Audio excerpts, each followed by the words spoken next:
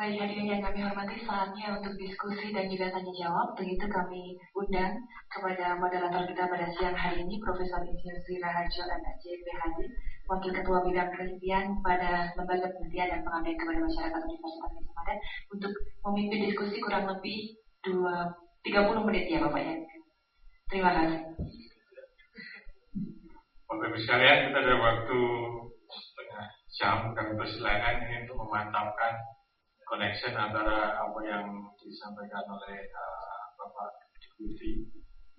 Saya rasa sangat nyekruk, tapi karena baru dengar pertama kali tentu akan sangat banyak pertanyaan untuk mengkonfirmasikan. Nah itu selain nanti ada waktu untuk membaca detail sendiri. Saya persilakan pada Bapak Ibu sekalian, ada yang mau diklarifikasi kepada Pak Eko, karena banyak stories yang tentunya belum terceritakan di belakang. Selamat datang. Kami persilakan Pak.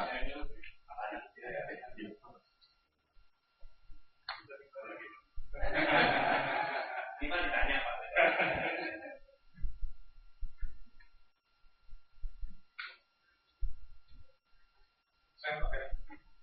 Terima kasih Pak. Pak Heru, kaitannya dengan RPJM. Nah, seberapa jauh? Ini kan pemerintah ini kan selesai 2014. Nah, kemudian kan di Bappenas kan ada RPJM yang sampai 2025 kalau nggak salah. Itu dengan adanya perkembangan baru, apa antisipasi Bappenas atau pemerintah, terlepas dari siapapun juga pemerintahnya yang akan datang, itu sudah mulai digarap dan dimasukkan dan dijabarkan juga di dalam APBN yang ada sekarang, mulai disinkronkan. Karena tadi ada yang job creator itu penting sekali bagi Indonesia salah satunya. Dan kemudian dengan program kita yang kaitannya dengan Global Health ini, dan ini yang kami ingin tahu sehingga kami sendiri yang jadi tim dari ini juga harus mengantisipasi hal ini untuk persiapan hal yang lain. Saat ini kami juga lagi mendevelop yang ENSOP Italia yang mudah-mudahan sebelum Oktober ini ditandatangan. Negosiasi dari 2010 sampai sekarang putus-putus itu. Tapi itu yang ketiga, seberapa jauh pola ENSOP ini bisa didorong melalui kartu KP4, dibisikkan kepada yang punya negara ini. Kalau kita bayar utang itu jangan pakai duit tapi pakai program, sehingga kayak pisau mata dua gitu Pak. Sekarang kita bayar utang tapi duitnya nggak kemana-mana, balik lagi ke negara kita, orang kita jadi tambah pintar dan sebagainya. Ini satu usulan ke pemikirannya. Terima kasih.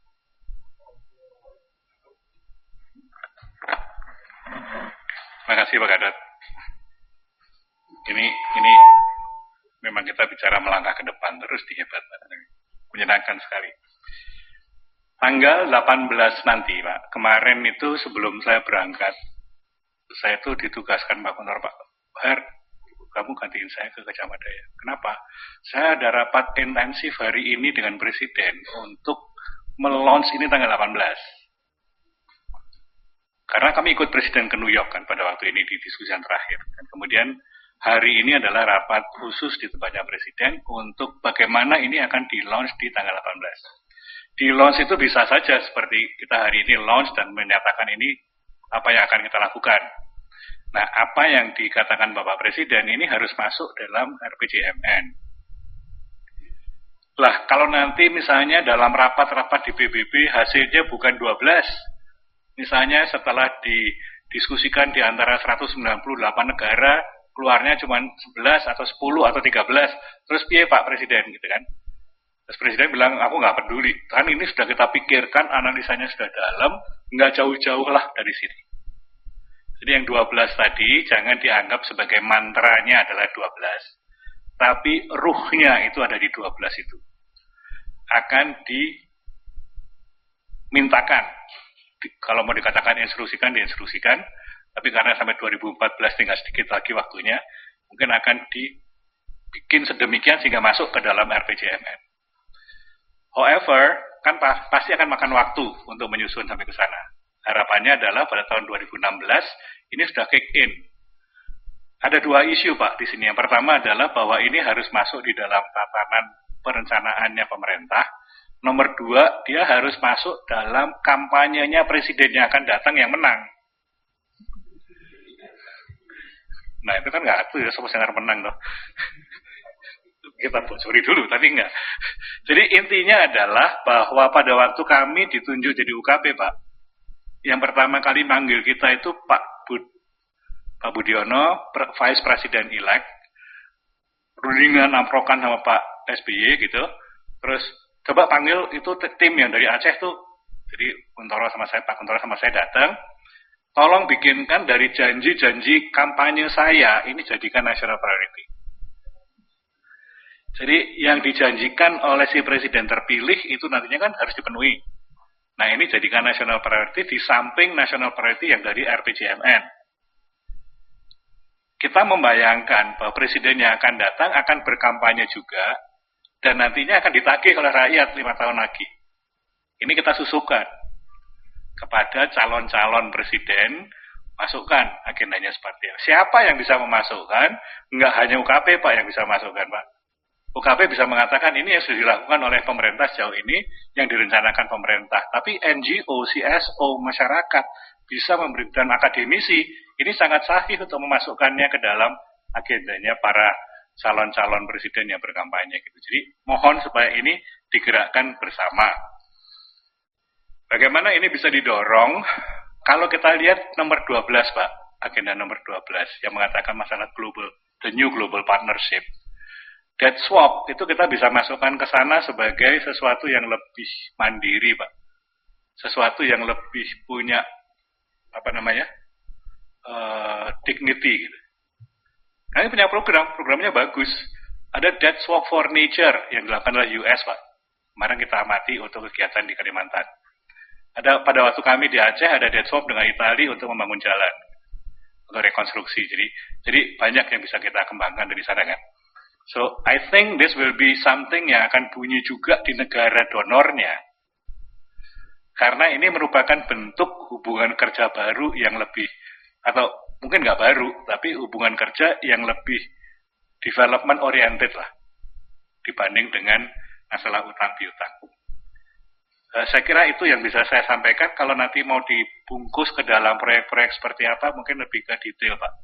Bisa dibahas nanti satu saat ada workshop atau apa, FGD barangkali. Monggo, silakan. Mungkin kita tampung aja banyak dulu nanti. Silakan Pak Dekan, Rektor.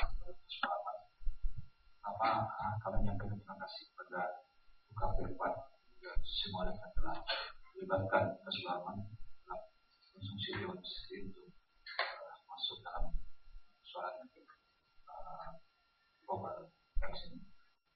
Jadi apa yang kita uji pada hari ini adalah bagian daripada konsep pembangunan manusia yang berkualitas dapat pada Human Development Index, di mana Indonesia sebagai sebuah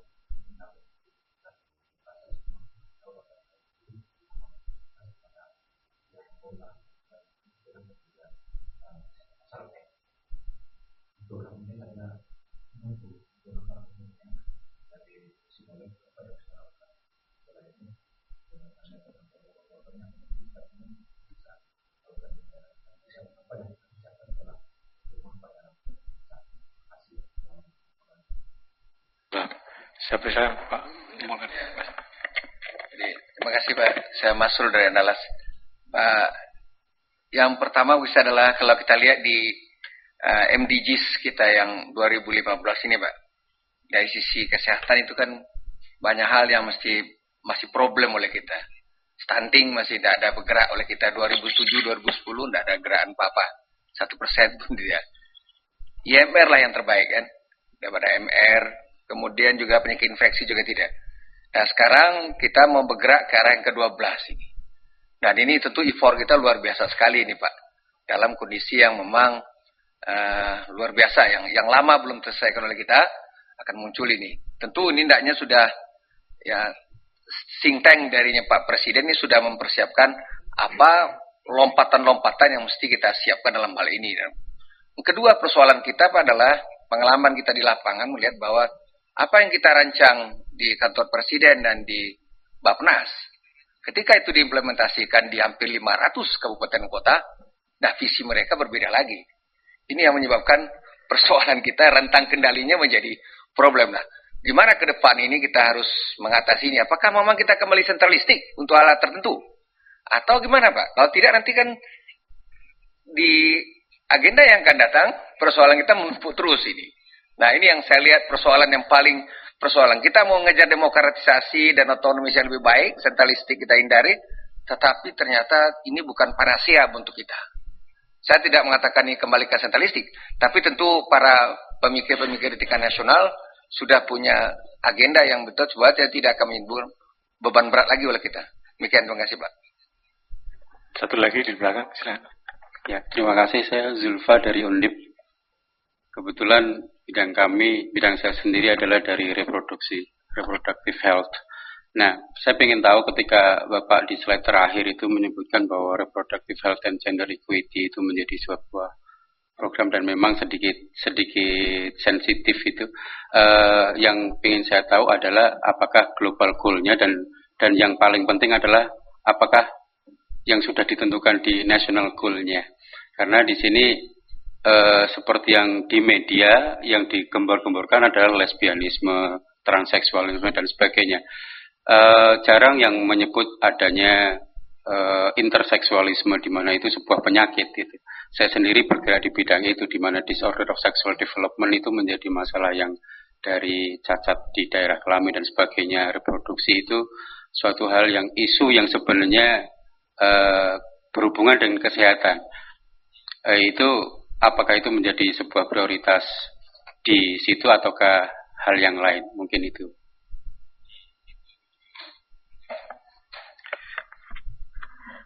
Tadi yang pertama sepertinya diajukan ke Syamolek ya Pak ya? Lebih ke Syamolek. Jadi mungkin nanti Pak Gatot bisa. Tapi saya coba yang lain dulu. Syukur.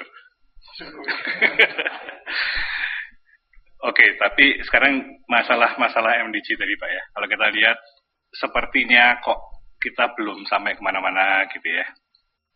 Saya terus terang begitu masuk ke dalam post 2015 development agenda ini, ikut masuk ke dalam apa yang disebut evaluasi MDG Award. Oke. Di dalam MDG Award itu yang diukur adalah apa yang dilaksanakan di lapangan, Pak. Bukan di kementerian, tapi yang dilaksanakan di lapangan. Ternyata banyak sekali, Pak, yang dilakukan oleh masyarakat di lapangan yang larinya ke arah kesehatan dan kaitannya dengan MDG. Inisiatif masyarakat lokal. Yang dibutuhkan adalah fasilitator. Yang dibutuhkan adalah pencerahan di bawah. Ada programnya kantornya Ibu Nila Muluk yang keluar dengan program yang namanya Pencerah Nusantara. Saat ini mereka sedang mencari lagi dengan funding yang ada, dibutuhkan kurang lebih 68 orang untuk bisa menjadi anggota Pencerah Nusantara. Kalau dananya lebih lagi, nggak tahu apakah bisa dari Duetso Pak, untuk bisa menjadi Pencerah Nusantara 128 di lokasi-lokasi banyak. They are the generator of development kaitannya dengan MDG, khususnya kesehatan. Kami di UKP, Pak, melakukan juga program yang kita sebut sebagai in situ. Kami datangkan orang ke lapangan untuk tahu apa yang dilaporkan oleh menterinya dan kementeriannya itu benar apa enggak. Dan kita menemukan banyak yang tidak sama gitu, antara yang dilaporkan di atas dan keadaan di bawah. Jadi memang sebenarnya kita mempunyai suatu pemerintahan di mana lapis atas dan lapis bawahnya itu ada disconnect somehow di beberapa titik. Ini perlu diperbaiki. Apa ini artinya bahwa karena terjadi desentralisasi maka komando dari atas tidak sampai ke bawah? Maybe yes, maybe no. Karena mungkin bisnis proses yang kita pakai itu sudah kadaluarsa. Mungkin peraturan yang kita buat di tahun 90 itu sudah nggak cocok dengan kondisi yang sekarang. Jadi ada banyak yang harus direview dalam hal itu. Poinnya sekarang, jadi bagaimana solusinya? Kita sudah punya aturan-aturan yang banyak, Pak. Pelayanan publik, keterbukaan informasi, lingkungan hidup. Tapi banyak undang-undang tadi yang belum dijabarkan dan ditata manajemennya bagaimana sampai ke lapangan. So, public policy dan manajemennya agak nggak connect. Gitu. Ini yang perlu kita connect ke depannya nanti. Nah, jadi apakah kita akan harus masuk ke atas lagi? Saya kira enggak. Saya kira nggak sentralistik lagi, tapi perlu ada suatu mungkin trust yang lebih tinggi gitu Pak. Trust dan capacity yang lebih tinggi. Trust dan capacity yang lebih tinggi ini, nah trust itu ada kata ini dengan korupsi segala macam itu juga mencegah, menghindarkan kita dari trust. Tapi bagaimana sampai ke bawah, saya berpikir seperti Pencerah Nusantara, Indonesia Mengajar, inisiatif-inisiatif semacam itu kalau bisa dilaksanakan di level distrik, kabupaten, maupun di level provinsi dengan bantuan perguruan tinggi, saya kira akan sangat-sangat bermanfaat untuk mengatasi masalah-masalah sambil kita menata birokrasi kita dengan lebih baik. Reformasi birokrasi yang kita laksanakan saat ini rasanya masih pincang di satu kaki. Bisnis prosesnya belum dioprek gitu. Baru struktur, baru ngomong masalah lain-lain nanti larinya ke remunerasi, tapi bisnis prosesnya sendiri belum diolah. Itu saya kira satu bagian yang untuk perbaikan nanti. Global Goal, National Target Pak, Sexual Health. Saya mendengar debat keras sekali dari Tawakol Karman, perempuan muda dari Yaman, jurnalis, anggota mendapat hadiah Nobel. Dia mengatakan tidak boleh masuk hal ini. Di negara-negara Arab, di negara-negara Islam, ini adalah satu hal yang tabu untuk ditouch. Tapi masalahnya definisi sebenarnya. Karena kalau kita memahami bahwa yang namanya sexual health itu adalah rights dari setiap orang, maka kadang kita baca sebagai itu, kita jabarkan di nasionalnya sebagai hal tersebut. Sedangkan yang sifatnya tadi yang ngomong masalah LGBT, yang lesbian, gay, dan bisexual, transseksual, itu tidak menjadi suatu yang ditonjolkan, tapi lebih kepada the right for sexual health. Itu yang dijadikan national target. Maka itu akan efektif dipakai ke depan. Kira-kira demikian Pak. Belum sampai ke sana Pak, national targetnya masih harus disusun. 18 nanti Presiden akan mengatakan masukkan dalam RPJMN, masuknya ke sana siapa yang nulis? Bapak-bapak, silakan usulkan. Ini untuk agenda nomor 4, goal nomor 4 ini yang khususnya masalah sexual health, kami mengusulkan bahwa dari research yang relevan untuk Indonesia, kalimatnya seperti ini, polisinya seperti ini Pak. That is a research project. That will be good dan relevan gitu. Yeah. Terima kasih karena waktu yang terbatas, karena Pak Edu akan segera terbang lagi nanti. Kebon, maka kita ucapkan. Oh, tadi Pak Gadol mau respon dulu dari. Ya memang ini masalah Mas dengan 500 kabupaten dan sebagainya. Contohnya pendidikan. Kami itu melihat namanya kepala dinas itu bisa umurnya sebulan, 2 bulan, 3 bulan. Kalau kepala dinasnya berubah dalam 6 bulan, pasti di bawahnya kan nggak ada panutannya siapa. Nah ini yang pernah kita berdiskusi, apakah kepala dinas pendidikan di kabupaten itu tidak boleh diganti oleh bupati yang bolak-balik? Maksudnya ini, kalau dia 4 tahun ya 4 tahun aja sudah. Itu ganti bupati, ternyata ganti kemudian ganti rezim 2 bulan lagi ganti. Itu kan dampaknya kita lihat sendiri SMA, SMK, SMP, SD itu ya standar dan kualitasnya. Ini tantangan kita bersama memang dengan adanya demokrasi dan undang-undang perlu disempurnakan. Kalau kami lihatnya perlu disempurnakan. Kemarin kita pernah diskusi juga dengan kelompok ini. Kalau di ada undang-undang pertahanan negara itu ada wajib militer. Ini masih pro and con. Kenapa nggak wajib ngajar? Kalau dari yang daerah tertinggal SMP 3 itu, kan itu ada 3.000 atau 4.000 orang. Nah sekarang kita punya mahasiswa itu kan kira-kira 5 juta. Kalau 5 juta ini kan pola pikir yang agak beda. Dikasih ilmu-ilmu yang terbaru, dia turun ke daerah, tapi tidak hanya 3 bulan, 6 bulan, 1 tahun, kemudian didorong. Itu akan kayak bola salju yang akan menggerakkan masyarakat. Dan anak-anak itu akan mengaruhi hal-hal yang baru. Nah, tinggal berapa jauh kita bisa melakukan dan peraturan Pak. Ini hanya pemikiran saja kita berbahas wajib ngajar. Daripada wajib militer, dengan wajib ngajar. Wajib semua mahasiswa Indonesia dalam kasus 10 tahun atau 5 tahun itu kemajuan ini pencapaian 12 goal itu mempercepat anak. Ini yang salah satu.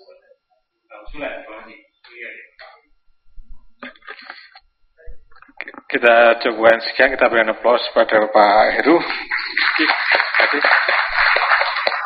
Terima kasih. Sebelum ditutup, Pak, saya ingin menyinggung sedikit. Tadi saya duduk bersama Bapak Profesor Pak Suratman dan mengatakan bahwa salah satu research dan dua bagian dari Tridharma perguruan tingginya, research dan pengabdian masyarakatnya adalah kuliah kerja nyatanya, dan mahasiswanya sudah ada di mana-mana, punya ukuran keberhasilannya seperti apa. Barangkali kalau Pak Ratman bisa menyampaikan 1 menit barangkali. Nun sewu, saya kok malah jadi moderator. Terima kasih Bapak Rektor semuanya dan Pak Heru, Pak Gatot. Jadi memang UGM mempunyai sejarah yang spesifik. Dulu ada Prof.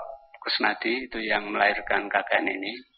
Tapi sebenarnya ada sarjana yang telah mengabdi di lapangan. Kemudian dari KKN itulah menumbuhkan morality, dedikasi untuk bangsa ini. Nah, kita kemas KKN sekarang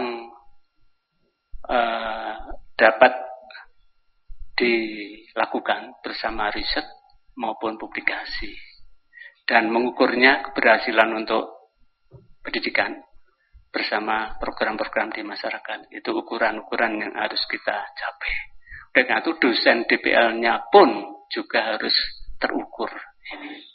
Jadi kita punya standarisasi, kompetensi khusus untuk KKN ini sedang kita sempurnakan. Nah, tolak ukurnya dari riset awal, misalnya village, suatu kota, suatu kampung, itu kita desain, kita data, ya, kemudian kita buat planning, namanya village planning. Entah masalah kesehatan, masalah pendidikan, masalah air, masalah semua itu ada di situ. Nah, kemudian dari situ kita lakukan pendekatan, solutionnya. Nah, 3 tahun akan kita evaluasi terus. Harapan kami 3 tahun itu sudah menjadi sesuatu komunitas yang betul-betul misalnya desa sehat atau desa tangguh atau desa ekonomi mandiri lainnya. Nah, bukti nyatanya kami punya desa pangan mandiri di Kulon Progo yang kemarin diresmikan oleh Ibu Presiden kalau tidak salah. Ya. Saya kira itu yang dapat saya sampaikan. Mudah-mudahan kita juga ada Indonesia mengabdi. Matur nuwun. Terima kasih Pak. Monggo Pak. Saya kembalikan waktunya kepada Bu. Secara selanjutnya. Kami sudah selesai.